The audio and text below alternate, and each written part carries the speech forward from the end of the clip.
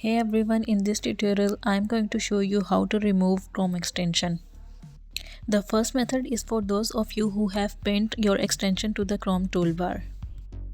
Look for the extension icon on the Chrome toolbar on the top right corner of the browser. Click on the extension icon. In the context menu, select Remove from Toolbar option. This will remove the extension from your Chrome. The other method is open Google Chrome and click on the three-dot menu icon located at the top right corner of the browser window. From the drop-down menu, over the More Tools option and then click on Extensions.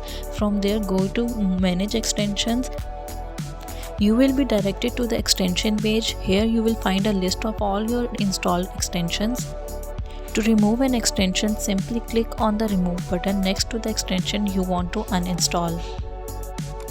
The other method involves accessing the Chrome settings. Click on the three-dot menu. From the drop-down menu, scroll down and click on the Setting option. You will be directed to the Chrome settings page. Look for the Extension tab in the left sidebar and click on it. Here you will find a list of all your installed extensions. To remove an extension, simply click on the Remove button next to the extension you want to uninstall. The extension will be removed from your Chrome browser.